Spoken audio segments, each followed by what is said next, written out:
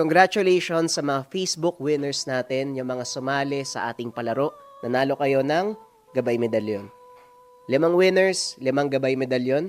Congratulations kay Ivan, kay Angelo, kay Rodel, kay Gilly at kay Nina. Mga kabayan, huwag kayong mag-alala kasi palagi tayong merong paraffol sa ating Facebook page. Kung interesado kayo, antayin nyo lang yung mga post. I-follow nyo ang ating Facebook page. Nandito yan. At para sa mga winners, antayin nyo na lang mga kabayan. Darating na ang gabay medalyon sa inyo at sana gawa din kayo ng reviews pagdating sa inyo ng product. Maraming salamat mga kabayan. Mag-ingat sa mga scammers.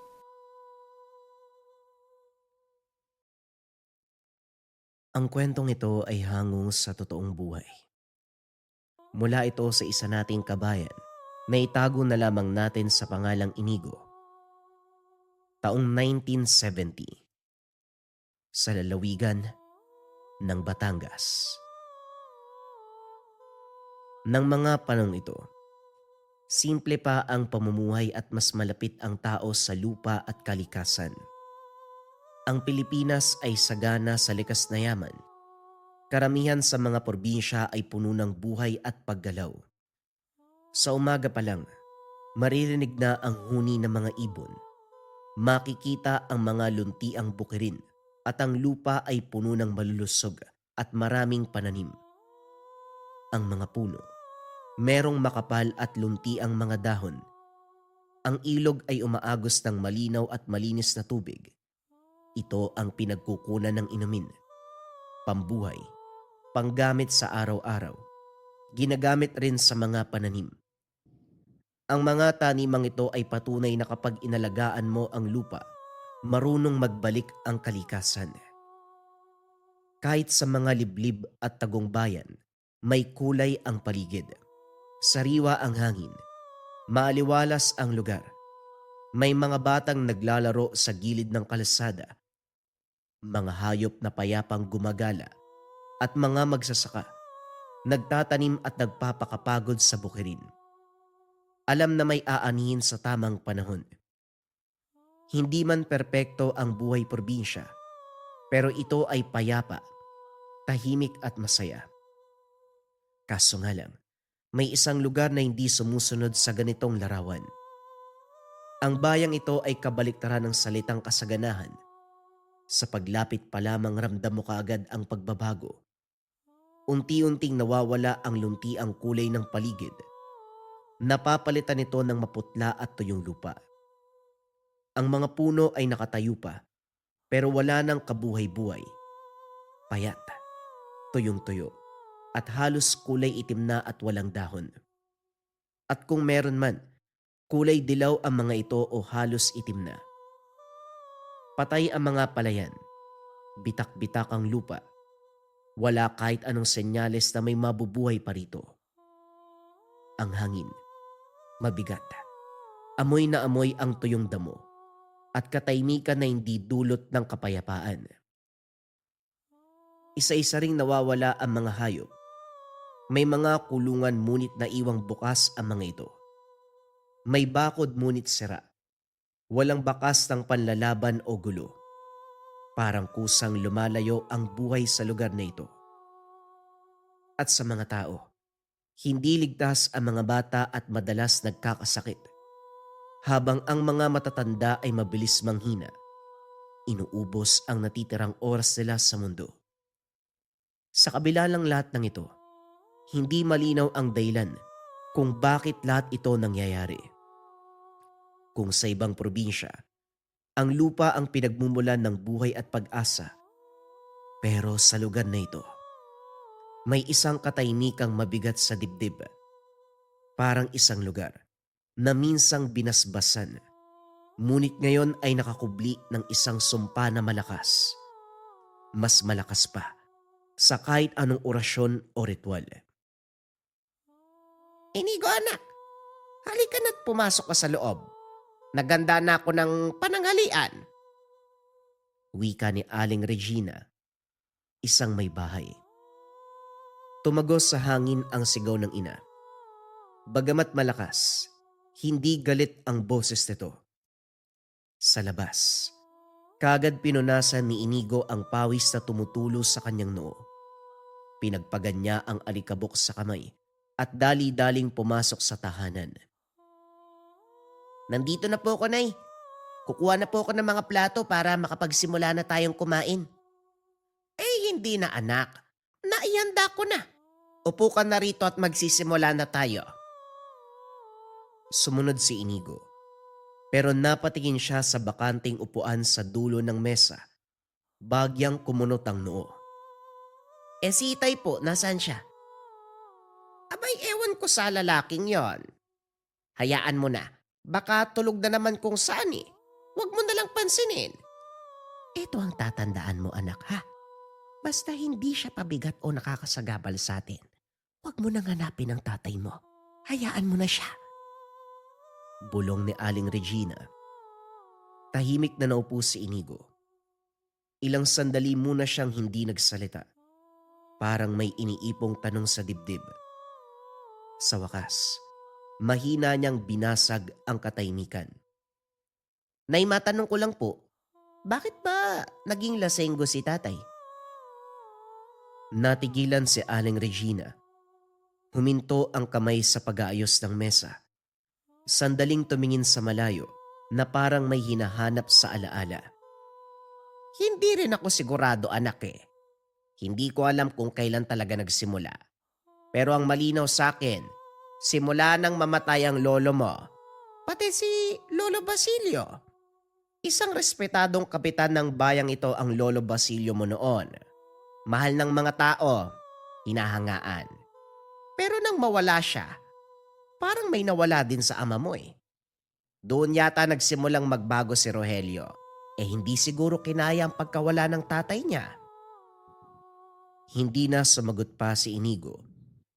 Tahimik niyang sinimulang kainin ang pagkain sarap. Ngunit mabigat ang bawat subo. Matapos nun, bumalik na ang binatilyo sa labas ng bahay. Tahimik ang paligid. Tanging langit-ngit ng kahoy at tunog ng matalim na itak ang maririnig habang nagtataga si Inigo. Naghahanda ng mga pangsiga para sa gabi.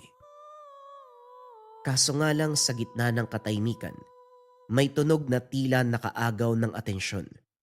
Isang mahinang lagaslas. Tumigil ang kamay sa ere. Pinakinggan ito ng mabuti. Hawak pa rin ang itak.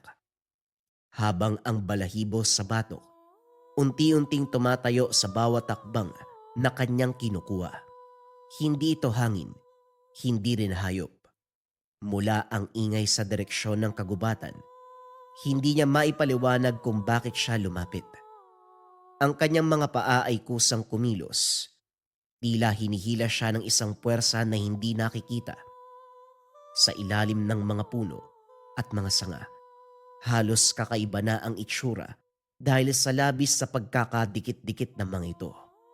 Matapos makapaglakad ng ilang minuto, doon niya nakita isang malawak at malalim na hukay ng lupa.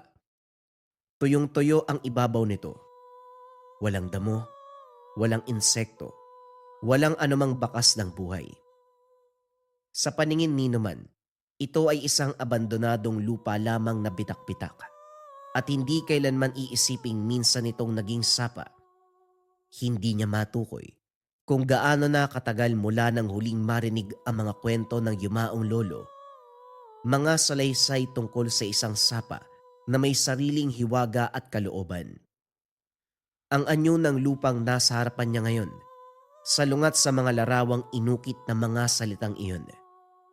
Matagal na itong tuyot, pero may kakaibang panlilin lang ang lupa. Sa bawat yapak, kahit mukhang tuyo, lulubog ng bahagya ang iyong paa. Basa, malamig sa talampakan, may amoy na hindi maipaliwanag. Isang halimuyak na tila lumang ulan na matagal nang nakakulong sa ilalim ng lupa, naghihintay na muling makawala. Sa tabi ng lumang sapa, napansin niya ang mga bato. Hindi basta nakahandusay, ito ay nakahilera. Parang sinadya ang mga pagpepwesto ng mga ito. May mga ukit din sa ibabaw ang bawat isa. Mga hugis, linya, mga simbolo sa ibabaw ng mga ito. Mga ukit na hindi pamilyar, paulit-ulit, tila may sinusunod na ayos. Kahit hindi niya alam ang kahulugan, ramdam niya na hindi ito nilikha ng basta tao. May mensaheng nakapaloob sa mga nakaukit. Doon niya narinig, isang mahina, paos, at parang nanginginig. Hindi galit ang laman ng boses, kundi tinig ng sakit. Parang matagal nang sumisigaw pero ngayon lamang may nakinig. Napatras si Inigo nang marinig ito. Nanginginig ang kamay, nanginginig ang tuhod, ngunit hindi makagalaw ang paa. Parang nakapako sa lupa ang mga talampakan. Ang tinig ay hindi galing sa paligid o sa hangin, kundi parang nasa ilalim ng lupa na kanyang tinatapakan. Hindi na inalampa ni Inigo kung ano ang sanhi ng tunog. Alam ng binatilyo, mas makakabuti pa kung hindi niya ito malaman kaysa madawit pa sa kung anumang kababalagang maaaring mangyari. Ngunit kahit kumaripas na ito ng takbo, lingid sa kanyang kaalaman, kahit anong iwas, kung siya mismo ang pinili ng kalikasan, wala na siyang magagawa kung hindi harapin ang mga pagsubok at tadhanang nakatakda sa kanya. Pag-uwi ng tahanan. O anak, ano nangyari sa'yo? Bakit hingal na hingal ka? Para kang nakakita ng multo. Hindi kagad nakapagsalita si Inigo dahil hinahabol pa nito ang hininga. O siya, tama na muna ang pagtataga ng kahoy sa labas, anak. Ikukuha muna kita ng tubig. Magpahinga ka muna dyan. Nang mapansin ng binatilyo na tila natagalan ang ina sa pagkuha ng tubig, nagpa siya si Inigo na punta nito sa labas upang alamin kung ano nga ba ang nangyayari. Paglabas sa bakuran, kung saan nakapwesto ang isang lumang balon na pinagkukunan nila ng tubig, doon niya nakita ang ina. Balisa, hindi maintindihan ang itsura. Nay, ano pong nangyari? Ayos ka lang po ba? Ah, nandyan ka pala, anak. Pasensya ka na't natagalan ako. Tignan mo. Kanina lang may laman ng balon eh. Pero ngayon tuyong-tuyo. Kitang-kita naman na walang kahit anong bahid na pagkabasa ang ilalim. Paano nangyari yon? Bitak na ang lupa sa labis sa pagkatuyo pero kaninang umaga lang nagagamit ko pa to. Tinitigang mabuti ni Inigo ang balon. Hindi naman ganun kalalim, kaya madaling makita ang pinakaibabang bahagi. Naging palaisipan din sa binatilyo kung paano nga ba nangyari ito. Siguro dito ka muna, anak ka. Pupunta lang ako sa kapitbahay. Magbabakasakali kung meron sila. Hindi pa rin mawala ang mga mata ni Inigo sa ilalim ng balon. Tila may kakaibang puwersa ang nagpupumilit sa kanya na wag alisin ang tingin dito. Hanggang sa napaatras si Inigo, malakas sa sigaw ang narinig. Hindi na naglakas loob pa itong tignan muli ang balon, pero naririnig pa rin niya ang walang humpay na pag-iyak ng babae. Tinakpan niya ng matindi ang mga tenga upang hindi na marinig ang mga sigaw. Kaso nga lang, hindi ito naging sapat. Ilang araw ang lumipas. Pinilit ni Inigo na baliwalain ang iyak ng babaeng hindi niya makita. Ang tinig ay patuloy na sumusunod sa kanya. Kahit nakapikit pa ang mga mata. Nung una inakala niyang guni-guni lamang, isang tunog na lilipas din, katulad ng bangungot. Pero habang tumatagal, napapansin niyang may sinusunod na lugar ang iyak. Tubig. Sa tuwing papalapit siya sa balon, sa ilog, o kahit sa maliit na batya na napapaglagyan ng tubig ulan, doon niya ito naririnig. Mahina sa simula, na halos pabulong lamang, pero sapat na ito para manginig ang dibdib. Dahil dito unti-unting nabuo ang takot, hindi na siya lumalapit sa ilog. Umiiwas na rin siya sa balon at kapag napipilitan siyang sumalok ng tubig, mabilis ang paggalaw. Nakayuko, pawis na pawis, kahit malamig ang hangin. Pilit niyang itinatago ang lahat sa amang lasinggero, sa labas ng bahay, sa mga kapitbahay. Ngunit meron talagang mga bagay na hindi kayang itago ng bata. Ang pamumutla ng muka, ang panginginig ng mga kamay, o ang mga gabi na hindi siya makatulog. Habang palala ng palala ang mga bangungot ni Inigo at ang iyak na tila siya lamang ang nakakarinig, ang bayan na dati ng salat ay tuluyan ng natuyuan, na parang sinipsip ang nahuhuling patak ng buhay, iiwang wasak at wala ng pag-asa. Ang ilog na dati mahina man ng agos, pero sapat sa pang-araw-araw na pangangailangan, ngayon ay tuluyan ng tumigil. Ang tubig noong marumi, pero umaandar pa, ngayon ay naging isang mababang guhit ng putik na lamang sa pagitan ng mga batong tuyo. Ang mga balon ng bayan na mababaw at matagal nang umaasa sa tubig ulan, isa-isa nang natuyo. Ang mga taong nag-iipon ng tubig ulan, ang mga timba nila ay wala na ring laman, wala na ring ulan. Tila sumarado ang langit at ang init ay hindi na tumitigil. Kasabay ng pagkawala ng tubig ang pagdami ng sakit. Ang mga bata ay madalas nilalagnat at inuubo. Ang mga matatanda ay madaling mahilo at manghina. May mga sugat na hindi na gumagaling, mga tiyan na walang laman, at ang mga mata na puno ng pag-aalala. Ang mga albularyo at manggagamot ay walang maipaliwanag. Maging ang mga dasal, pamahiin, hindi na pinapakinggan.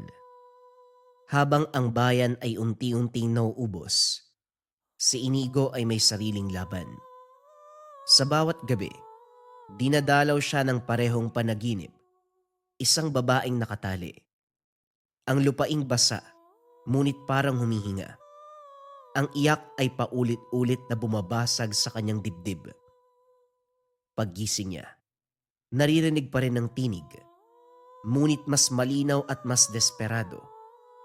Minsan, tila tinatawag na ang pangalan, ngunit minsan, parang siya ay sinisisi. Pinilit man ni Inigo na wag makinig. Pinilit niyang maging normal. Kumain, tumulong sa bahay, makisama sa ibang bata. Ngunit sa tuwing nakikita niya ang tuyong ilog o mga balong walang laman, mas lumalakas ang iyak sa kanyang isipan. Parang ang bawat pagkatuyo ng bayan ay may koneksyon. Unti-unting napagtanto ni Inigo ang isang malinaw na katotohanan na ayaw niyang tanggapin. Na habang binabaliwala niya ang tinig, mas lumalala ang kalagayan ng bayan. At habang mas naghihirap ang mga tao sa paligid niya, mas malinaw ang panawagan ng babaeng nakakulong. Isang gabi, tuluyan na siyang bumigay. Anak! Inigo, anak! Wika ni Aling Regina habang ginigising ang anak. Ang boses ng ina ay may halong takot at pag-aalala. Pagmulat ng mga mata ni Inigo, nakita niyang nakahawak ang ina sa balikat. Pawis na pawis siya, hingal na para bang matagal nang nakikipaglaban sa isang bangungot. Ano ba nangyayari sa'yo?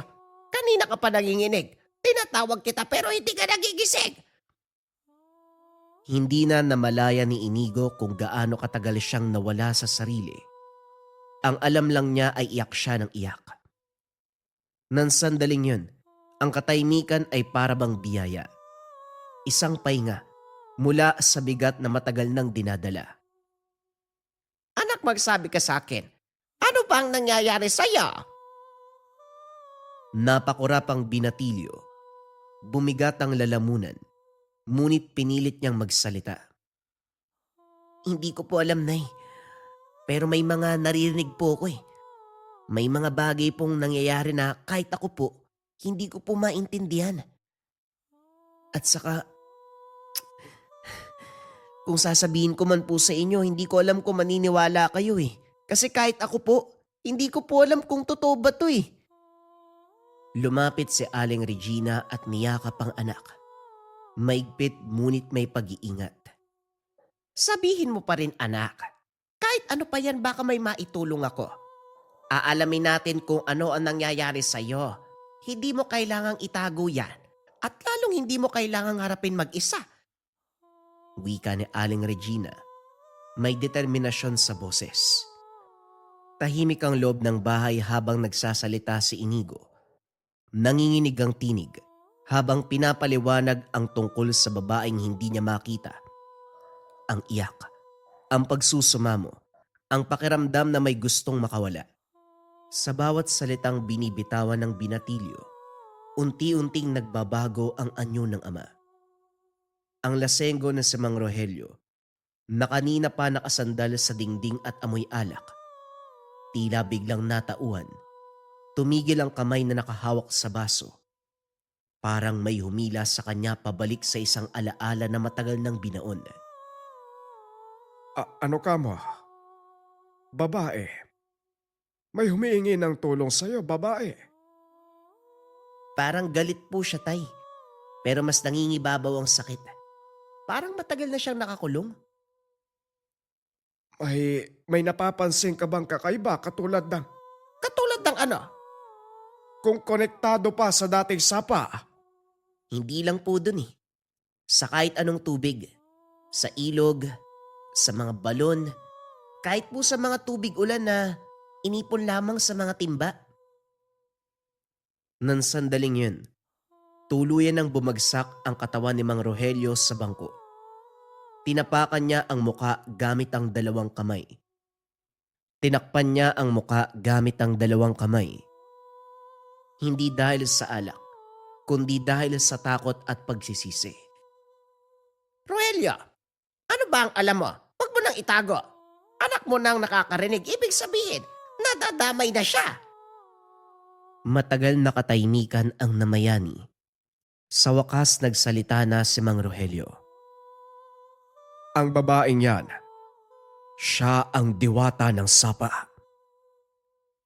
Napatingin ang mag-ina kay Mang Rogelio. Hindi maintindihan ang sinasabi. Ikinulong siya ng ama ko. Ang lolo mo, si Lolo Basilio. Bumigat ang hangin sa loob ng bahay. Doon lamang nalaman ng pamilya ang katotohanan na ang kinikilalang bayani ng bayan, ang lalaki na rerespeto at pinagdiriwang sa mga kwento ng matatanda, may tinatago palang kasalanan. Si Lolo Basilio ang nanguna sa ritual. Ang ritual na nagkulong sa diwata ng sapa, ninakaw niya ang lakas nito upang sumagana ang bayan. Umani ng marami. Hindi magkulang ang tubig at yumaman ang lupa. Ngunit ang kasaganahang ito ay may hangganan. Nang mamatay si Lolo Basilio, doon tuluyang gumising ang sumpa. Isa-isang natuyo ang mga bukirin. Naglaho ang mga hayop. Lumala ang gutom na para bang may salot. Ang bayang minsang yumaman sa nakaw, muling sinubsob sa paghihirap. Tila siningil ang bawat residente, hindi lang sa kinuha nila, kundi dobleng halaga ng kasaganahang ninakaw. At ako, kasama ako sa nagbabantay sa sapa. Bata pa ako doon eh, pero alam ko nang mali ang ginagawa ni Itay. Kaso nga lang wala akong ginawa. Nanginginig ang boses ni Mang Rogelio. Hindi kagad nakapagsalita ang mag-ina. Hindi sigurado si Aling Regina kung maniniwala ba ito sa asawa, lalo na't lasinggero ito. Baka dulot ng kalasingan lamang ang mga kwento. Ngunit ganun pa man, nararamdaman ng ina, seryoso ang sinasabi ng asawa. At sa tingin ko hindi lang basta namatay si Tatay Basilio, kundi naghigante ang sapa sa kanya. Matagal niya na akong sinusubukang kunin, ngunit hindi ako nagpatinag. Nilalasing ko ang sarili ko hanggang sa mamanhid ang aking tenga at hindi na marinig ang kanyang boses at mga iyak. Ngunit mukhang ikaw na ngayon ang sinisingil, anak. Hindi na napigilan ni Mang Rogelio ang sarili. Ayaw niyang mangyari sa anak ang nararanasan. Hindi rin niya sigurado kung paanong aayusin ang pagkakamali ng nakaraan. Hindi na nakatulog pa si Mang Rogelio ng gabing yun. Sa kauna-unahang pagkakataon, ito ang unang gabi na hindi bote ng alak ang katabi niya. Habang tahimik ang gabi, siya ay nakaupo sa sahig, kaharap ang baul na matagal nang iniiwasan, ang baul na pagmamay-ari ng ama. Kung may dapat pagbayaran ang mga kasalanan noon, sapat nang akong singilin. Huwag na sana. Huwag na sanang idamay pa ang anak ko na wala namang buwag. Nanginginig ang kamay habang binubuksan ito. Isa-isang bumungad ang mga lumang gamit, ang mga libro na may tuyong putik, mga punit na tala ng orasyon, at mga anting-anting na tila may sariling bigat at buhay. Ngunit sa dami ng kagamitan, wala roon ang hinahanap niya. Hindi pwede. Hindi pwedeng mawala. Hindi maaari. Sa kanyang alaala, malinaw ang tagpo. Ang kinuha nilang tangan at tinago ni Lolo Basilio matapos ikulong ang diwata, isang batong may buhay na tubig sa loob, ang puso ng sapa at ang ugat ng sumpa. Hindi niya na ginising pa ang asawa o si Inigo. Hindi na rin niya inantay ang liwanag ng umaga. Kagad siyang lumabas ng bahay. Daladala ang isang lumang lamparang puno ng kalawang at halos hindi na makapagliwanag ng paligid sa labis na dumi ng salamin. Tinahak ni Mang Rogelio ang dating daan patungo sa lumang bantayan ng Sapa, isang lugar na matagal ng tago at iniiwasan ng mga tagabayan. Habang papalalim ang gabi, lalong bumibigat ang hangin, may mga yabag na hindi na sa kanya nanggagaling, mga aninong gumagalaw sa paningin, pero hindi ito pinansin ng matanda, lalo na't buhay ng anak ang nakasalalay. Sa ilalim ng puno ng balete, ang punong sumaksi sa ritual noon, naroon ang bato, pero hindi siya nag-iisa. Mula sa dilim, umusbong ang isang nilalang na yari sa putik at ugat. Isang bantay ng sumpa. Isinilang mula sa galit at kapabayaan. Umiikot ang katawan nito na parang buhawi na gawa sa lupa. At sa bawat galaw, bumabagsak ang mga sanga. Ang buhok nito ay tila gawa sa lumot, habang ang balat naman tila lupang nagbitak-bitak sa labis sa pagkatuyo. Hindi ka na dapat bumalik pa sa lugar na to. Wika ng nilalang. Humigpit ang hawak ni Mang Rogelio sa lampara. Hindi ako bumalik para mabuhay. Bumalik ako para tapusin ito. Para itama ang mali ng nakaraan. Tumawa ng napakalakas ang nilalang. Pero hindi ito dahil sa tuwa, kundi may kasamang galit. Ilang taon ang lumipas at ngayon mo lang naisipang itama ang pagkakamali. Huli na ang lahat. Anak mo ang magiging kabayaran sa kasalanan ng iyong ama. Doon na sumiklab ang laban, hindi ng lakas, kundi ng pagtitiis. Sa bawat sugat na natamo ni Mang Rogelio, naalala niya ang katahimikan niya noon, ang pagtalikod sa mga sigaw ng diwata. Bagamat hindi manggagamot o isang albularyo, may kaunting kaalaman sa lihim na karunungan si Mang Rogelio. Gamit ang librong iniwan ng ama, ginawa niya ang mga ritual, binigkas sa mga orasyon upang pahupain ang galit ng dating diwata. Ngunit dahil wala ang agimat at matinding galit at lungkot na nararamdaman ng nilalang, hindi na umubra pa ang mga ito. Tuluyang napinsala si Mang Rogelio sa laban.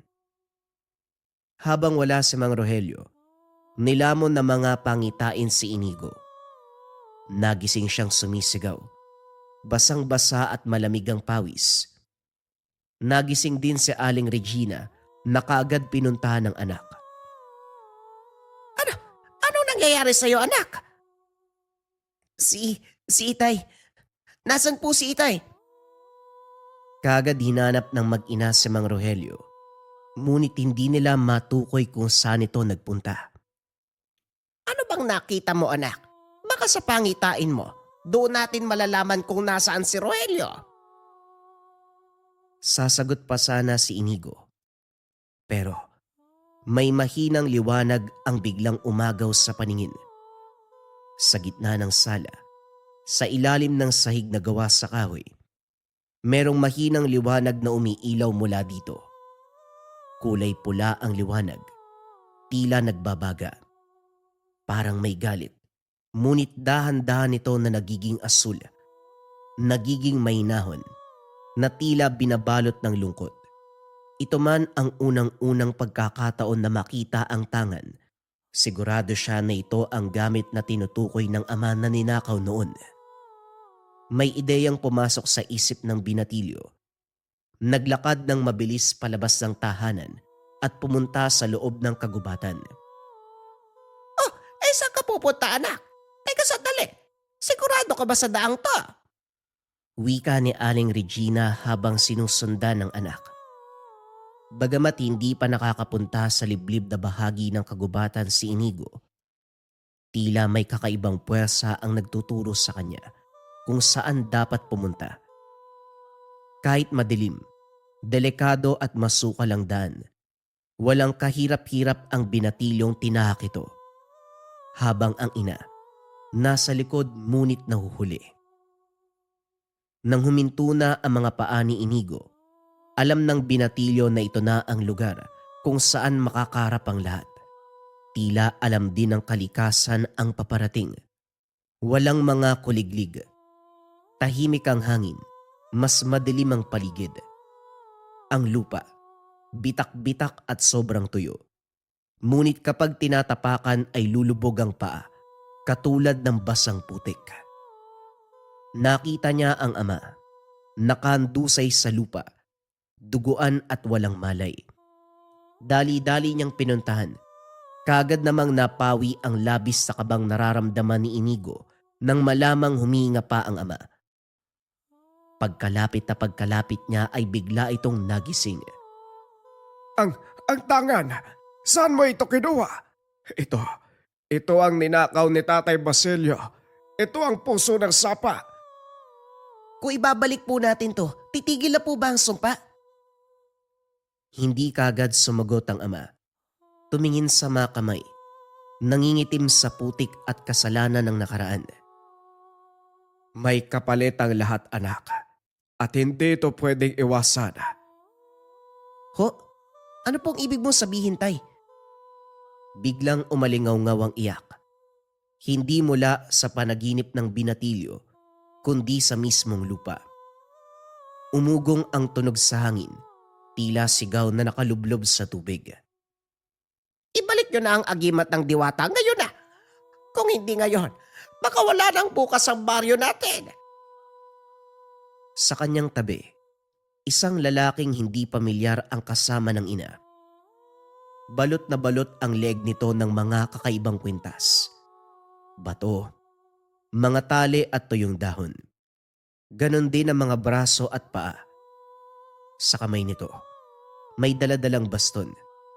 Sa itsura pa lang napagtanto na ni Inigo na isang albularyo ang kasama ng ina. Hindi man niya alam kung paano ito nagawa ni Aling Regina na makakuha ng albularyo sa napakaiksing panahon. Mas mahalaga sa sandaling yun na maibalik na ang gamit ng diwata. Paglapit ni Inigo, biglang bumigat ang hangin at bumukas ang lupa. Mula sa kadiliman, umangat ang isang nilalang. Sa bawat akbang niya, dumadagong-dong ang lupa. Anak ng mga masasama, bakit kayo bumalik? Dapat namatay na kayong lahat. Lumuhod si Mang Rogelio. Bumagsak ang noo niya sa putik. Para umamin at magbayad. Rinig sa boses ang pagsisisi at takot. Umusok ang paligid. Mula sa sapa, biglang umangat ang mga ugat at binalot ang mga paa ni Inigo. Napasigaw ang binatilyo sa sakit. Hindi pisikal, kundi sa alaala. Nakita at naramdaman niya ang ritual na tila sa kanya ginawa ang nakaraan. Nakita niya si Lolo Basilio, hawak ang tangan, ang diwata. Sumisigaw habang kinakarga ng orasyon. Ang batang si Rogelio, nakatayo sa gilid, takot ngunit tahimik. Napapikit at tumalikod.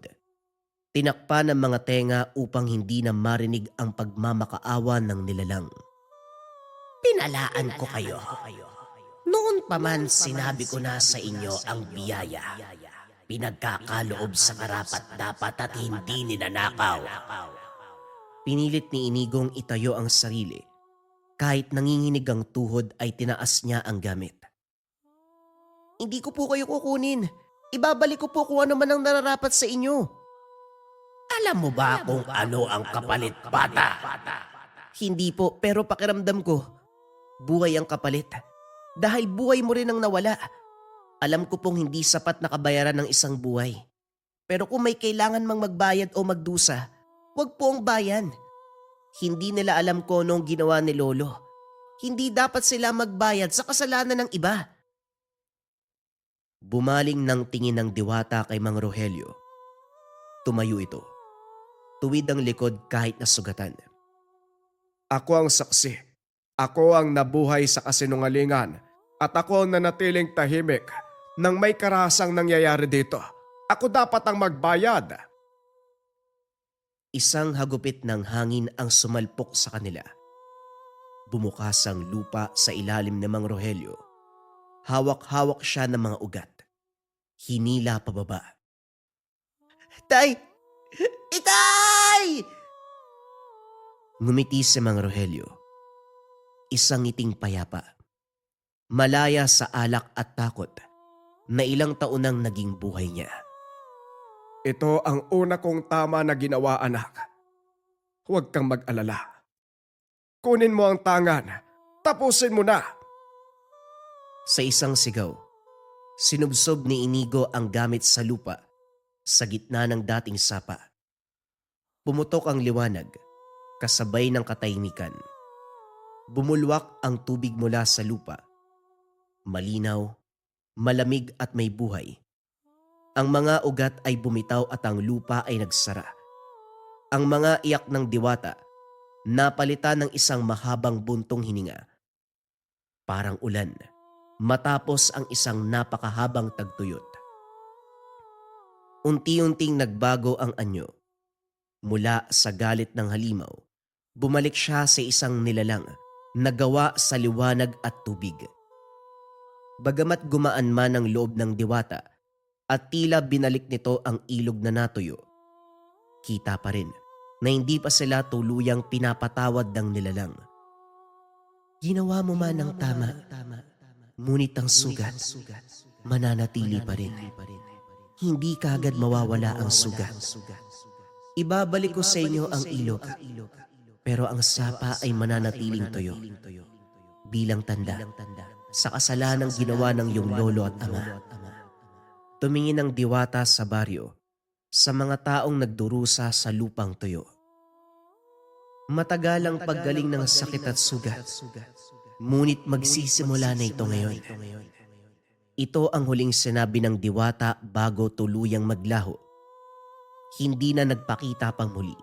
Lumubog ang nilalang sa dating sapa, kasabay ang liwanag ngunit nanatiling tuyo ang lupa. Kagad lumapit si Aling Regina upang yakapin ang anak, na parabang ang yakap na ito. Gustong pigilan ang tuluyang pagguho ng mundo ni Inigo. Nanginginig ang mga kamay habang hinihimas ang likod ng binatilyo.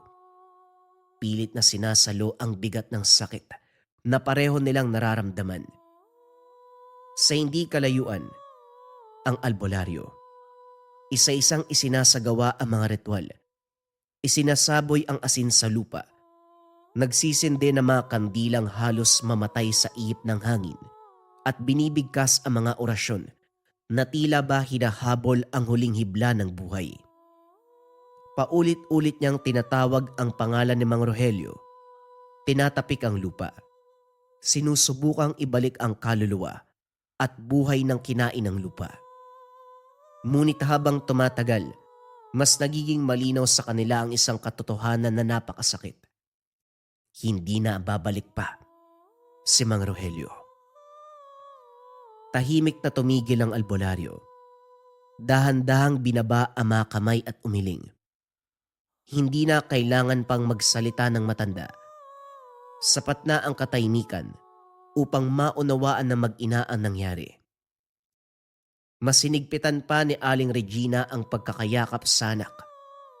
Para bang, kung bibitaw siya kahit sandali, tuluyang mawawala ang anak sa kanya.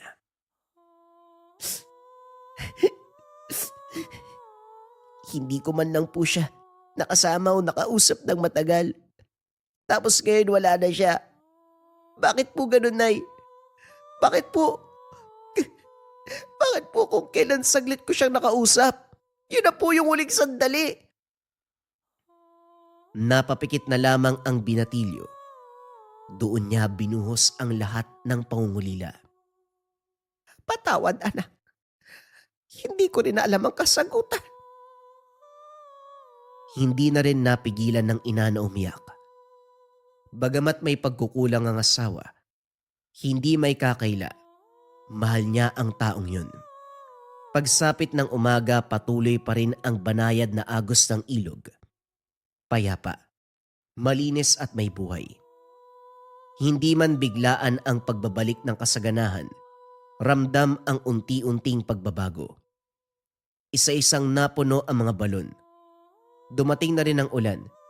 Hindi man malakas, hindi marahas, ngunit sapat upang basain ang uhaw na lupa. Ang mga bukirin na matagal nang bitak-bitak, ngayon ay muling tinanggap ng tubig. May mga bakas pa rin ng sakit ang bayan. May mga sugat na hindi kagad naghihilom. Ngunit sa bawat araw na lumilipas, mas marami na ang gumagaling kaysa nagkakasakit. Sa gitna ng unti-unting pagbangon ng bayan, may isang katahimikang nanatili sa loob ng isang munting tahanan, isang bakanting upuan sa pagkainan. Tahimik na saksi sa pagkawala ni Mang Rogelio. Dalawa lamang sina Aling Regina at Inigo. May lungkot. May paungulila ngunit kasabay nito. Ang dahan-dahang pagtanggap sa sakripisyong iniwanan ng isang ama. Inigo, anak. Magiging maayos din ang lahat. Ang mahalaga, sa huling alaala natin sa kanya, hindi siya isang lalaki na nilamon ng alak, kundi isang ama na handang harapin ang kasalanan ng nakaraan. Tumango si Inigo. Bagamat mabigat pa rin ang dibdib, hindi man lang niya nakasama ng matagal o maayos ang ama bago ito tuluyang nawala. Sa dapit hapon, tumayo siya sa gilid ng dating sapa. Ganon pa rin, tuyo at gawas sa lupa. Senyales na hindi pa tuluyang maayos ang lahat. Dumaan din ito sa tabing ilog. Pinagmasdan ang tubig na patuloy sa pagdaloy. Dala-dala ang mga alaala, ang sakit, galit at pag-asa. Bagamat tuyo pa rin ang sapa, ang ilog na ito ay ang senyales ng pag-asa na magiging maayos din ang lahat. Doon niya lubos na naunawaan. Ang biyaya ay may kapalit. Kaakibat na responsibilidad at ang kasalanan kahit itama, may bakas pa rin na kailanman hindi tuluyang mabubura. Hindi pa sila napapatawad ng diwata. Hindi pa ganap ang kapayapaan. Ngunit alam nila ang isang mahalagang katotohanan. Naibalik na ang hindi talaga sa kanila. At balang araw kapag handa na ang lupa, ang tubig at ang diwata, maaari ding bumalik ng buo ang biyaya na nawala sa bayan. Naway nagusto ninyo ang kwento ng diwata ng tubig na inagawan ng kapangyarihan ng isang antingero. Mga kabayan, hinahanap nyo ba ako sa Facebook? Narito ang Facebook page ko. Mga kabayan, kung interesado rin kayo makakuha ng mga medalyon, bracelet pang proteksyon, pampaswerte, pangkalusugan, diyan ako namimigay sa ating Facebook. Basta mag-follow lang kayo, antayin nyo yung mga post kung paano makakasali sa raffle kasi nagbibigay din ako ng cash prize, mga pangbigas, yan. Basta naka-follow kayo sa ating Facebook page, sundin nyo lang kung anong kailangan doon sa post. Follow na mga kabayan. Top 5 items na kailangan mo sa Lika Merchandise ngayong 2026. Simulan natin kaagad sa number 1. Number 1, Gunita Bracelet for Good Health Bracelet. Yung energy and vibration na ina-attract ng ating Gunita Bracelet ay nakakatulong sa pagpapaganda ng kalusugan. Laging tandaan mga kabayan, para saan ang ating mga swerte, kayamanan, kung hindi maganda ang ating kalusugan. Kung ang priority mo ay magandang kalusugan, energy and vibration na ina-attract, dito ka sa ating Gunita Bracelets. Number 2, ang ating Gintong Gabay o Gabay Medallion Ethnic Version. Pareho lamang ng bisa to mga kabayan, sa designs lamang siya nagkaiba. Ito Gintong Gabay, ito naman ethnic yung approach. Ang bisa nito mga kabayan ay pampaswerte at gabay sa career, health, love life, and finance. Kung nangangailangan ka ng swerte at gabay sa 4 na aspeto ng buhay ngayon 2026, kung kailangan mo ng guidance sa araw-araw ngayon 2026, dito ka sa top 1 necklace natin, ang Gabay Medallion pangkalahatan. Pili ka na lang ng designs kabayan.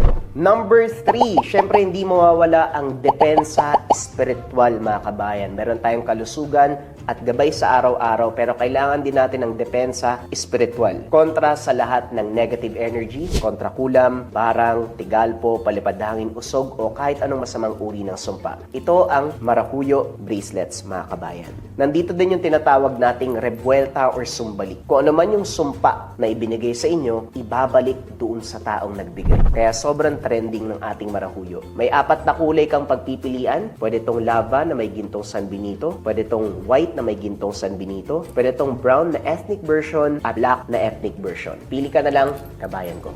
Number 4, Gintong Palay Money Amulet. Ito bagay na bagay itong coin na to mga kabayan para sa mga tao na ayaw naman na nagsusuot ng kung ano-ano. Baliktaran ng simbolo, ang bisa nito ay pampaswerte sa pera, for dreams manifestation, kung may mga kahilingan ka na gustong matupad ngayon 2026, for abundance and for prosperity. Sobrang simple lang nito, iipit mo lang siya sa wallet mo, dalhin mo lang palagi, ilagay mo sa gabay po lang tela pouch, basta dala-dala mo, let it work for you kabayan. Gintong Palay Money Amulet. At syempre mga kabayan ko, ang panglima, hindi mawawala ang Kaluban de Pampaamo. Pampaamo sa tao, pampaamo sa negosyo.